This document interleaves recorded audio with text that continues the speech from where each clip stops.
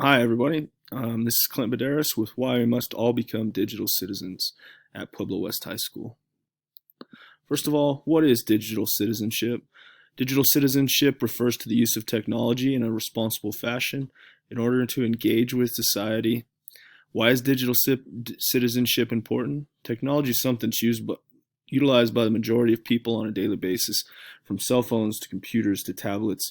With that being said, there are a number of issues that can be encountered during our technological journeys. This is especially true where children and young adults are concerned. Cyberbullying is something that plagues the internet these days. People tend to feel a certain amount of anonymity when it comes to this type of behavior, most notably on social media. One of the big points of this article was teaching empathy in an effort to curb the type of internet behavior. We have to teach kids to be smart when they're using internet platforms such as Facebook, um, WhatsApp, all of those different things that kids are using these days. Why do we teach digital citizenship? Perhaps the most important reason to teach it is due to the fact that children spend a large amount of time on digital technology. This is true for educational purposes as well as their life outside of school. Every kid has a cell phone. They're using them constantly.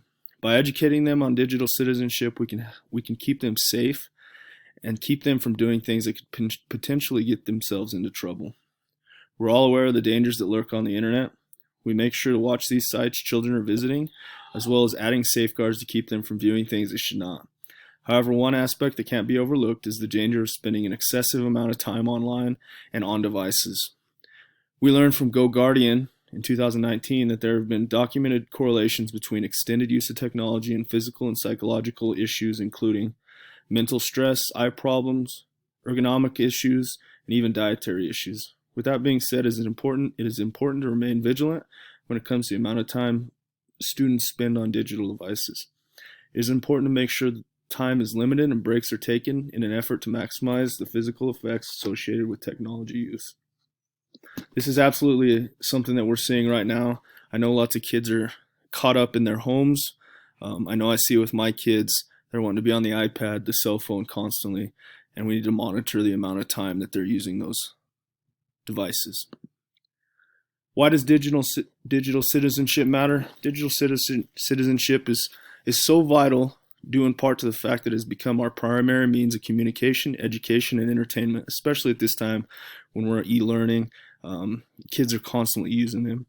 When you consider the fact that technology enables us to reach people around the world, it therefore becomes with a great deal of responsibility. Children especially need to be made aware of these responsibilities. We have to keep in mind that while most educators have been using digital technology since its infancy, children are basically being exposed to technology from their infancy. Children are unaware of the harm that can befall them and how sometimes they may say or do could result in a great deal of trouble. This really boils down to teaching children to respect themselves and others. In addition, they need to be educated on the proper use of technology they'll have access to. Finally, by educating children in the good and bad aspects of the digital world, they'll better be able to protect themselves from the dangers that exist. Why do we want students to be good citizens, digital citizens? First of all, as mentioned previously, students spend a great deal of time using digital technology. Our focus is to make sure that they're finding the information they need, applying it where and when necessary, and keeping them from actions that may cause problems for them and their teachers. If we make sure that we are teaching them to use technology appropriately, it will provide them with a lifetime of continued learning while using the never-ending source of information that the internet provides. These are skills that will carry over in every aspect of their adult lives. Their technology use does not end once they leave our school. It is only the beginning. By providing them a proper education of digital technology, they're better able to avoid making mistakes when they are adults. Oftentimes, we have to learn the hard way. CIPA and E-rate. CIPA stands for Children Internet Protection Act. This is being used along with E-rate funding through the federal government in order to make sure that children are being educated about internet safety. E-rate funding is a program that provides discounts to schools on services including internet and on their percentage of students with low socioeconomic backgrounds.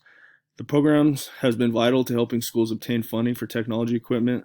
Depending on the makeup of the district, Some things that they can help with are routers, switches, fiber optic cable, access points, etc.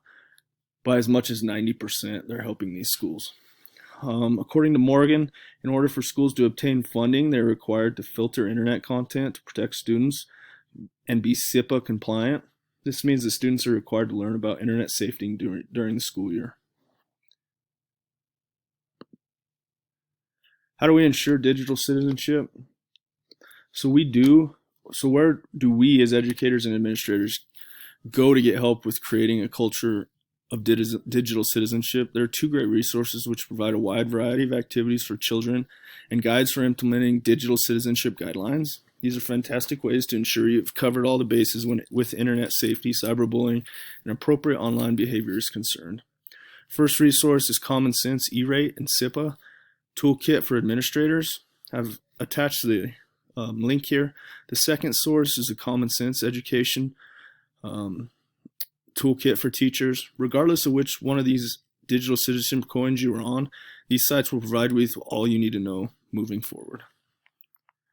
To sum it up real quick, we need to do a great job of teaching our kids how to be compliant, controlling what they see, controlling how long they're on the devices. We need to teach kids to think before they post. And we always follow our zero tolerance policy within District 70. Thank you for your time.